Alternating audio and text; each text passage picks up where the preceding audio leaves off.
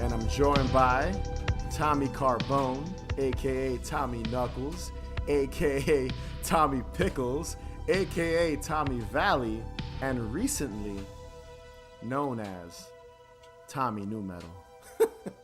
That's the new one, Tom. Oh yeah, New Metal Summer. Let's go. And we're back talking Fear Street, the Fear Street Trilogy. That's what I think it's going by on the internet and social media from what I've seen. And it returned last Friday. The time of this recording was the second installment. Yeah. Part 2, 1978. Fear Street Part 2, 1978. And it was directed again by Lee Janake. I can never pronounce that last name. I think you corrected me last time. Yeah. Well, I think that's about right, yeah. But honestly, amen to her. They did it's three movies simultaneously, and they're not short movies, which, slashers were traditionally, at most an hour, 15 hour, 20. These are almost 2 hour feature films. Yeah, I give her a lot of credit. She must have had a very busy 2019 and maybe 2020 with COVID. Yeah. I don't know. So, because that's a lot. That's a lot of work. Yeah, dude. I'm like, God damn. Like watching them back, like watching, this new installment and then the previous one, I was like, she must have dedicated like 3 years of her life to this, because just as a filmmaker myself, I'm just kind of like, God damn, like that's 3 movies. That's 3 feature-length films. But yes, I have another synopsis that I ripped off of IMDb. So as one does, yes. I will read it. And it goes like this. Shadyside, 1978. School's out for summer, and the activities at Camp Nightwing are about to begin. But when another Shadyside is possessed with the urge to kill, the fun in the sun becomes a gruesome fight for survival. Ooh. There it is. This installment stars Sadie Sink. Everyone knows her as Max from Stranger Things. One of the best. And yeah, she's a good character on Stranger Things. She was honestly she's a standout in this too. She was probably personally speaking, I think she was the best actor in this installment. Probably one of the strongest cast members in this. Yeah, she's a good young actress, and so far, from what I've seen her, and she does a good job. I'm sure as time goes on, she'll become even better actress. Real quick, I forgot to mention at the top, Tom. Spoiler warning: if you have not watched Part 2, 1978, because we are gonna just we're gonna be all over the place with this Minisode review of this installment, because again, I have to warn people, because I feel like we'll just forget, and then people will be like, damn, you spoiled it, I haven't seen it yet, if they're watching or listening to the podcast. So yeah, so Sadie Sink stars. There's also another actress I recognized who plays the character, the same character Sadie Sink portrays, which is Ziggy, but there's a twist ending. You find out it's C. Berman, which I believe the C stands for Christine, right, Tom? I think so, yep. Yeah. And that actress is Jillian Jacobs. I think I'm pronouncing that. Jillian Jacobs. Yep. I know her from I think she was in Hot Tub Time Machine, if I remember correctly. I think she was, but I knew her from Community. That's where I knew Jillian Jacobs from, yeah. Yeah, and she was also on that show Girls, which I will say I did watch when it was on. So. Oh yeah, it was big. Like, people really liked it. I missed that train when it was on, but I know it was a very well received show. Yeah, and like I said, she was a known, again, similar to the first installment, 1994. It's mostly unknowns, but these two actresses who are portraying technically the same character, one older, one younger, they're pretty known, for today's standards. They've been in a lot of shit. For the most part, I think everyone else I didn't really recognize from anything else. Really know one of the guys I did recognize from the 2018 Halloween, yes. Yeah. The guy that I forget his character's name in this. I think it might have been Gary. I forget his name in the Halloween from 2018. But he's the dude that gets killed. I think he gets his head impaled on a spike, if I remember correctly. Oh yeah, he had a brutal death in that movie. He had a brutal death in this one. Yeah. Too. He got his head cut off. Oh yeah. So let's talk about the plot a little bit. What did you think of it, Tom? What did you think of the whole setup of Dina and Josh going to see Berman's house to kind of find information, and then it transitions into basically a hour and 50-minute long flashback? Like, what did you think of that? Honestly, I liked this one more than the first part. I like that this one really goes hard with the slasher movie formula, although it breaks some of the rules. The idea of the virgin final girl, is thrown out the window. It's Yes. very much thrown out the window. Anyone is at any children. This it seems like this series has Yeah. no problem murdering children very brutally. No fucks given, basically. No fucks given. But, this set in the summer camp, very Friday the 13th, sleepaway camp. You have the rogue character that spells impending doom, like somebody who's like, they're all doomed. You have that character.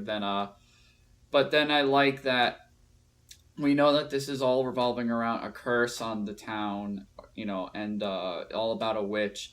But then one kid becomes the next in line to become the serial killer who plagues the town. And we follow that, which I think is why I liked it more. It's very singularly focused. And you just have like your Jason Voorhees type character who, it's a tragic thing. It's played by this kid, what's the character's name? Tommy. Tommy, yeah. He's dating one of the main characters, Cindy Berman, who's the older sister of Ziggy. And he gets possessed and becomes the next killer, and he just goes around brutally murdering all the people of Shadyville. Slaughtering basically children, like you just said. Like, I do like how this installment goes into more of the history of Sarah Fear, the witch. Like, we learn a little bit more about that character in this. I felt like watching this one, I was like, okay, I kind of like, obviously it was a little more ambiguous because you do hear about the witch, but I feel like this one really cemented what her plan was. Like, we understand what she's trying to do in 1994 with the whole Dina and Josh storyline. Oh yeah. What I also liked about it was it gives you more. You get more of that rivalry between Sunnyvale and Shadyside with like a bunch of like shitty teenagers and how like garbage they treat each other. I thought that was really cool because when it cuts to the flashback after Dina and Josh go to see Berman and they want to learn more about the witch and how to defeat her, it like starts with Ziggy, Sadie Sink's character, basically being treated as a witch. Like, they tie her to a tree, right? They tie her up and burn her with a lighter. Like, these kids are asshole. They're really douchey. That one like bully girl, I believe her name was Sheila. She like was like a bitch in this. Oh my god, yeah. Which you have to have that in every slasher film. I feel like that's like important, especially when it's like a summer camp one. Because again, it reminds me, like you mentioned, sleepaway camp. There's a bitchy girl in that. Like, all the guys like her, and like she's just a bitch to like the main character. That's like kind of a dork or whatever. Like, that's kind of a archetype type character in these type of films. I also did like how you learn about Ziggy and the sheriff's. I think his name's Nick. Yeah, Nick. You learn about their friendship, and like they kind of had a thing for each other in high school, at the camp, and I think they even kiss. They do in the film. But I did like how it's just more world building. It just kind of cleared things up. Like, you feel more invested in these characters now. Like, you're like, okay, even though this is basically a flashback, it's an hour and some change long flashback.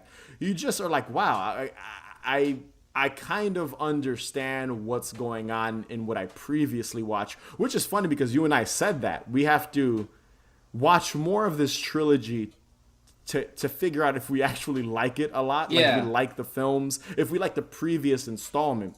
And like, I agree with you. This was much better than 1994. I enjoyed this one better. I don't know if it's the 1978 setting, the camp setting. It's more of a slasher film, straightforward slasher film with some slight you know, supernatural elements. But again, like you said, guy walking around killing people, that's just a formula, if done right, will always work. Like, you can't fuck that up, you know? Yeah.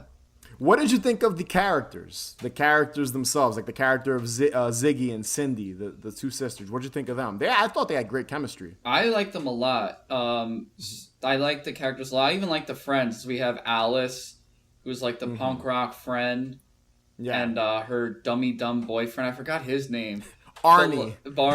And they're like looking around the camp. They're smoking weed. They're looking to fuck around, and then they find the bottle of pills, and they're like, "What is this?" I wrote it down. L484. They're like, "Oh man, that must be some trippy shit." I paused the movie. I was like, "Wait a minute."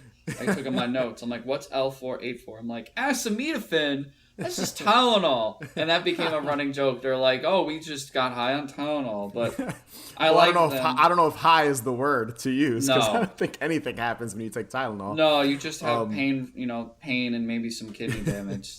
If you take too much of it. Oh yeah. Okay, so I'm gonna sound a little negative here. I didn't mind the character of Alice. What I wasn't crazy about was the whole thing with like Cindy and Alice stuck like in those underground tunnels. It kind of went on a little too long. Personally, like I felt like Fair. we didn't need to stay on them so long. We get it. They were friends, and Cindy's trying to, I guess, be more like a Sunnyvale kid. That's kind of what I got from it. And she wants to be more of like a popular kid, and she's got a like clean cut boyfriend. But I feel like they focused on that shit way too much. Like, just lots of exchange, like lots of dialogue. Like, "Oh, I'm sorry. Like, we got it. You established that early. You can establish that a little bit later, and that's enough. But I feel like they went back to that constant like subplot over and over again for two characters that are gonna die. You know Cindy's gonna die because C. Berman, Ziggy, older Ziggy, says it in the beginning. She goes, "This is the day my sister died," or something like that. So I was just kind of like, so much like character development in a character you knew was going to be killed off. Like, obviously she was going to be killed off, especially with the friend Alice. I was like, okay. And you would think that character was going to be murdered in like the first 20 minutes. Well, I think that would have been part of like the traditional slasher trope, like the drug using adolescents who are having sex get killed. But this throws that out the window, and I think that's a good move to kind of make it more like, even though we know particular characters are going to die, it throws that predictability of the rebel drug using sex kids are the ones because and I felt so bad. Remember that fat nerdy kid? The fat nerdy kid who's guarding the it was pretty mean spirited. Yeah, the manhunt jail. Like, all the kids ran away, they didn't give a fuck, and then he just gets butchered. Yeah, I wasn't expecting like that kid to get killed, like you said. So I guess, again, you don't really get to know him, so you're just kind of like, it's fucked up, but you're not like, oh man, he was a great character. You literally meet him and he's killed 2 minutes, like a minute later. Oh yeah. So, but it was effective. And that really reminded me of Sleepaway Camp too, because in Sleepaway Camp, kids are killed in that. So it makes sense if that was an influence on this film. So I did like that addition, and it did change things up in the slasher formula. It made it a little different, so I dug that.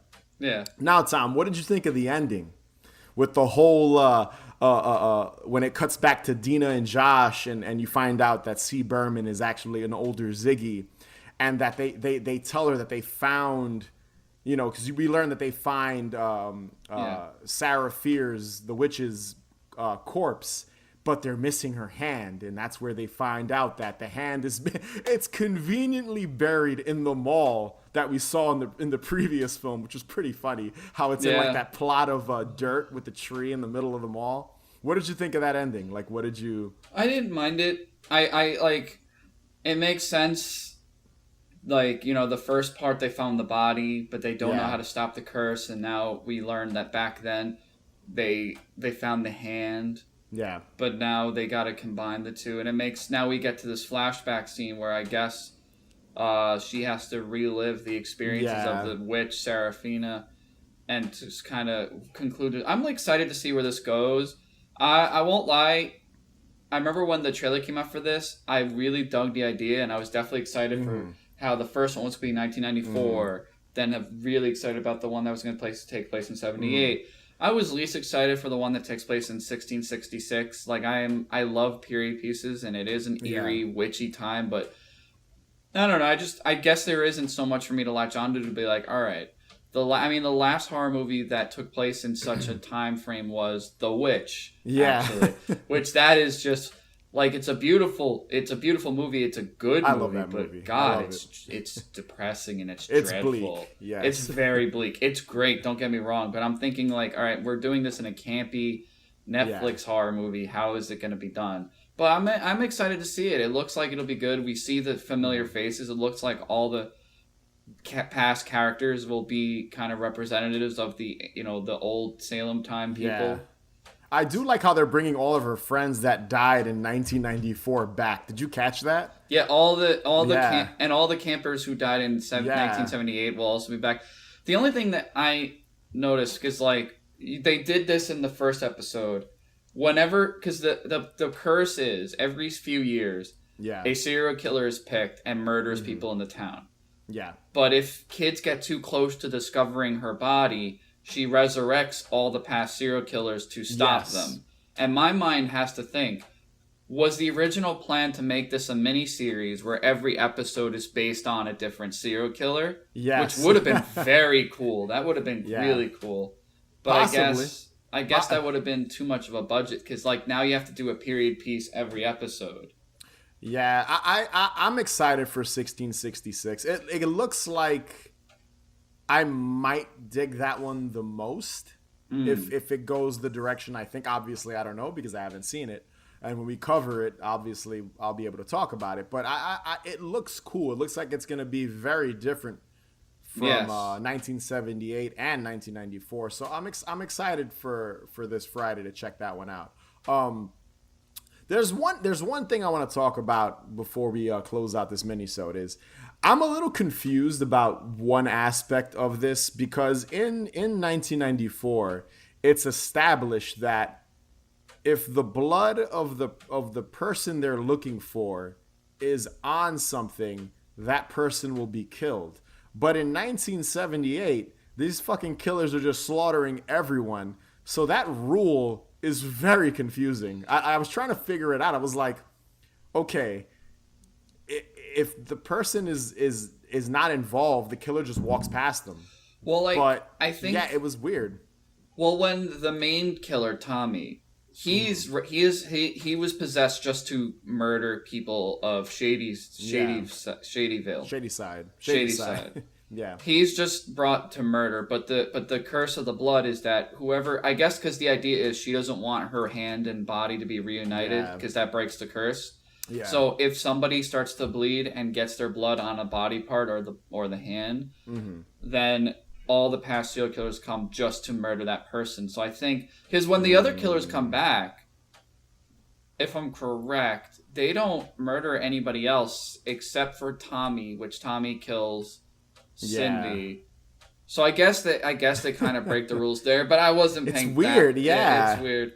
But it seems it's a weird just plot device that isn't fully fleshed out because even I was like when I was watching this one I was like, okay, for example, that nerdy chubby kid that gets killed for no reason, like because he wasn't even involved. Well, that's part of the initial curse. Yeah. There's like two curses going on. There's every few years, super convoluted. Every few years, a new killer is chosen to murder people in the town. But then the separate curse is that if you get blood on the bones of Sarah, because I guess the idea is to kill whoever's trying to, end the curse. So, end the curse. Basically, the witch doesn't want these people to end it, so she does whatever she can, which is resurrecting these killers to, I guess, protect her body and her hand, too, because they were after her hand, and all the killers resurrected and were going after them. Yeah. There is one small thing I forgot I wanted to mention. I have it here in my notes, is you learn more about that Ruby Lane, the girl with the switchblade. You meet like her mother in 1978, and I thought that was cool. she's holding like a switchblade shaving straight razor thing, and the one that always sings and hums the song or whatever. Yep. I thought that was cool that they kind of had like that character's a pretty cool character, and I wish they would have like delved into her backstory a little more. But you do get some of that in this one, which I thought that was a nice touch, just to kind of like tie everything together, because like you said, there's so many killers in this and you don't even learn about most of them. No. So that's interesting. And I'm assuming in 1666 we're not going to learn about them, because technically that's before they even existed. That will be the origin of the whole thing. So we won't get any serial killers. Yeah. And one last thing, a con, I guess. And before I say my last con, which is I had the same issue I had with the first one, I did enjoy this one more. I thought it was a lot of fun. I could see myself rewatching this one more than 1994. But similar to 1994, this one was an hour and 50 minutes. Like, guys, way too long. It was 2 or 3 minutes longer than 94. It didn't, why? It's a fucking, it could have been 90 minutes. Why? And that, again, goes back to what I said about the whole Alice and Cindy. Like, when you're watching it, you're like, you guys could have easily shaved, this down a bit, because it just goes on and on. They're going back and forth in these underground tunnels. And I'm just like, all right, guys, speed it up. Let's go back to the killer. Let's get to the hand. Let's get to the two sisters reuniting. It's like, come on, But again, like you said, and I was going to touch on this when we get to the third one, but I'll mention it now. I agree with you. I think this was optioned as a series, and they were like, look, we'll give you 3 movies. Here's a budget. We'll give you some Stranger Things people to throw in there and roles, and here you go. Again, from what I read, this wasn't originally Netflix. They were the distribution. They just distributed it. That was it, basically. Yeah. So, again, I liked it. It seems like you liked it as well. Yeah. So I'm excited to see the conclusion, to see where it goes, how they defeat the witch, and see how they lift the curse. Oh, yeah. Well, I also want to comment on this. This was I wanted to nickname this episode The Love Letter to David Bowie. First of all, we have the main character, Ziggy. Yeah. And then, I like this. This was actually a cool touch, because the episode opens in the 90s with Nirvana's cover of The Man Who Sold the World. It's a great song. And the episode ends with the David Bowie original, Man Who Saved the World, which came out, I believe, in 1978, actually. Yeah, that was a nice touch. I noticed that right away, because I love both versions of that song. Oh, yeah. So I did like how they did that, the 94 version, because when you think of the 90s, Nirvana, and then 70 with David Bowie. So, yeah, I'm glad you mentioned that, because I forgot about that. That was a nice little thing they added into the There was literally a moment where I don't know why she said it. She's like, they were talking about the curse, and she's like, don't go near Major Tom. And I guess she was referring to the killer. Yeah. But I'm like, why would you just say that? And then it's like, that's again another David Bowie reference from the Space Odyssey. Came out in 1969. As I was watching, I took notes.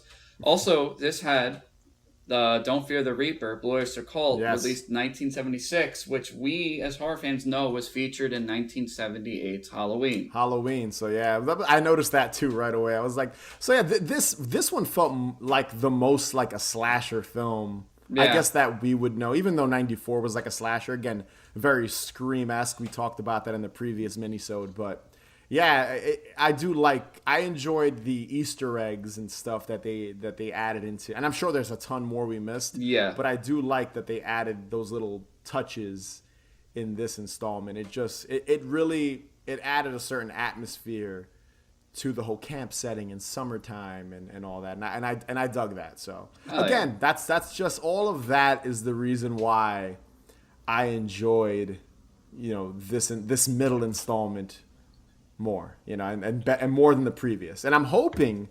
1666 is even better, because they have no music to fall back on. So I have a feeling it's going to be very different from the first two. So we'll have to wait and see. So that was Fear Street Part 2, 1978. Be sure to subscribe, follow us on Instagram and Twitter at Haunted Hangover. And if you can rate and review us, that'd be greatly appreciated. And remember, the best cure for a hangover is... more booze. Later, guys.